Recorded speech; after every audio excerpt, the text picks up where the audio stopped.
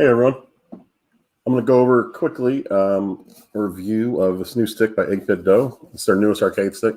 It's actually the second one today they've released. And just off the bat, this thing is about as heavy of a stick as I've ever felt. This thing is really, this has got to be like 4.5 pounds. Really looks like it's kind of built pretty sturdy, I would have to say. This is their first stick. I don't know. I wasn't that thrilled with this one. It's okay. I had a hard time getting it connected sometimes, which is obviously not a good thing that you want from your stick. You want that to connect constantly. I want to go over some of the good and some of the bad things here. And some things that I haven't seen on any reviews yet, which I'm not sure why. But let's go over some of the stuff.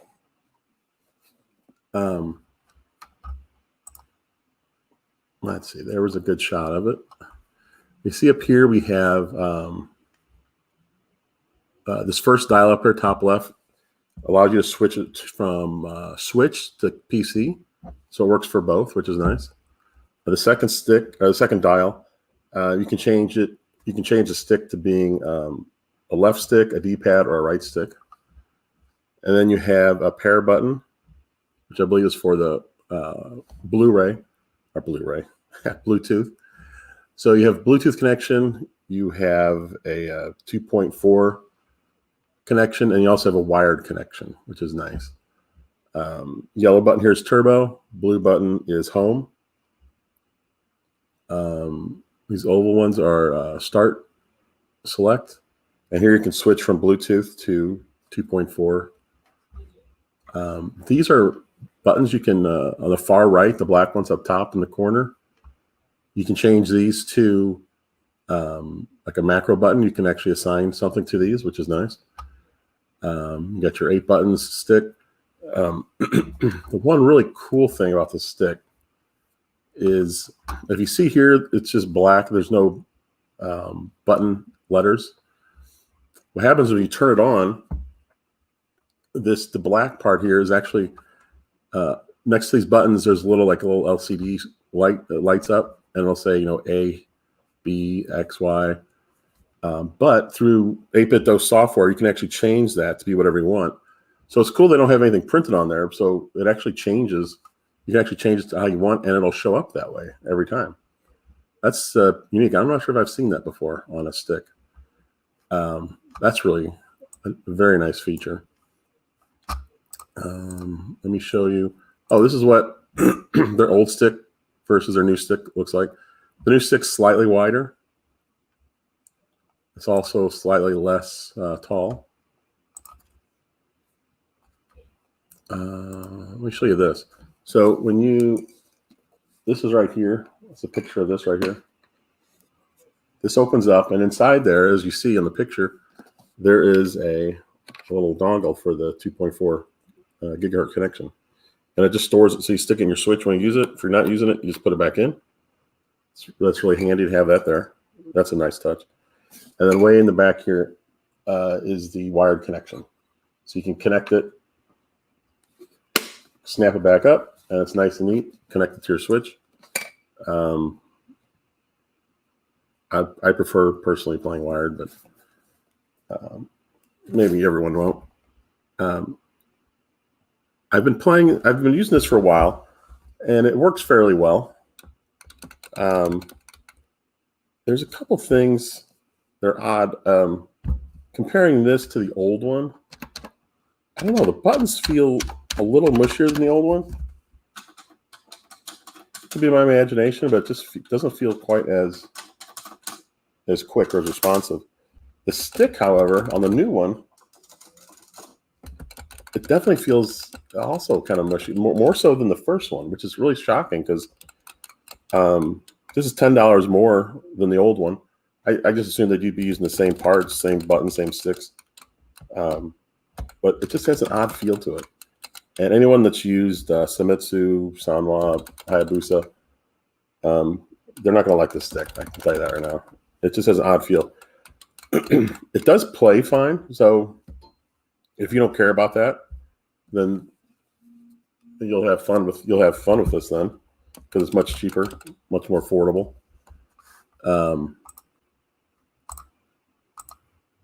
But yeah, it's really hard to get past that if you've played the other sticks.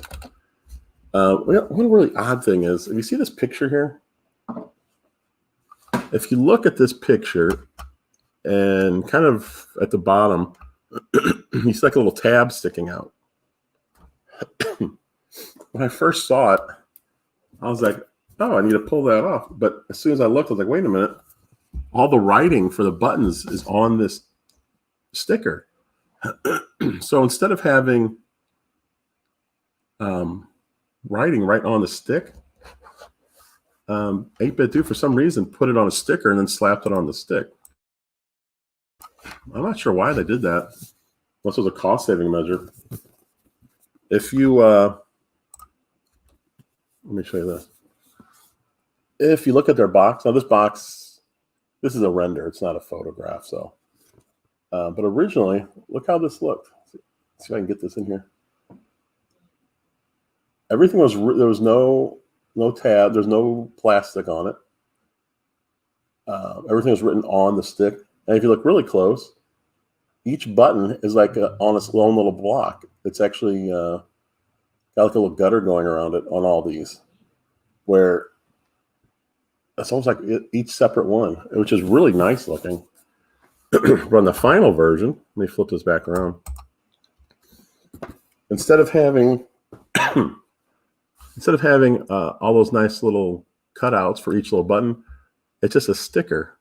And you see the lines on here, those are just paint, there's just printed on the sticker itself. It's not really sunken in like in the other spots. So I'm not sure why they did that. It's kind of I don't know, it's kind of a cheapo feel. They did the same thing with this part here. See? They added a sticker there for that. That I don't really care about, but this part here for the sticker, I don't know, that's just, it's very strange to me. I wonder if something happened in production, they had to go to that. I'm really curious. I'm wondering, I thought maybe originally it'd be printed under there. You know what? I'm trying to feel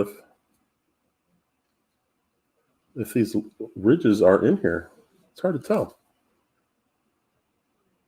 This one, I feel like I can feel some of the ridges underneath the plastic. I'm almost tempted to rip that off and see. Maybe it's under there still. I don't know. It's an odd thing.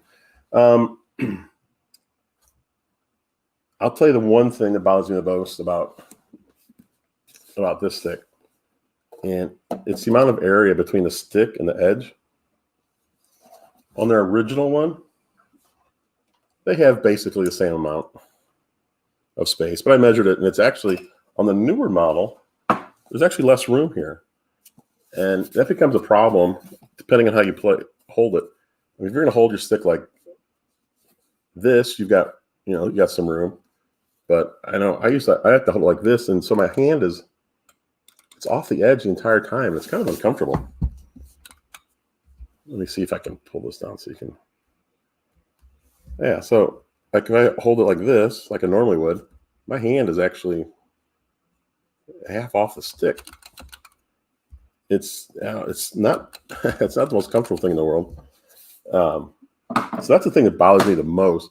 The mushy stick and the buttons, like I said, they actually play fairly well. So that's no big deal, especially considering the cost. I mean, this is supposed to be a cheaper stick. But like, now here's a more expensive stick. And you can see all the room you have here to put your hand. So you got all kinds of room. And it's really, really comfortable. Now I know, a more expensive stick's going to be bigger. So I get that. It's also pretty small. I'd recommend if you use this, use it on a table, not your lap, because it's so small and it's so heavy. It really, it's hard to keep it on your lap. It doesn't really stay in place very well. It needed to be a little bit longer to do that. But if you play it on the table, it helps a lot. It also helps with your hand positioning over here. which is nice. So overall, if you are used to Sanwa,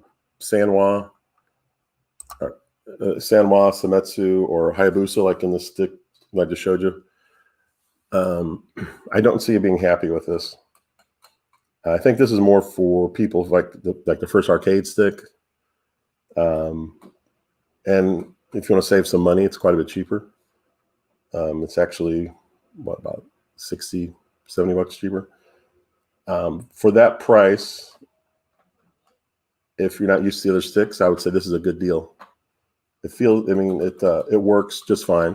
Like I said, it doesn't feel great if you're used to the other sticks, but it's good enough. It actually works, and it works well. So that's not that big deal. If you don't have a problem with the hand placement, you're good to go. If you've got big hands, I don't know how you're going to be able to. It might be a little uncomfortable holding this off to the side so much. I think that's. Let's go over and see what you. Oh, so here's the ultimate software I was talking about before. This is actually pretty cool. This is where I was saying where it lights up. If you can see, well, I don't think you can see on this, can you?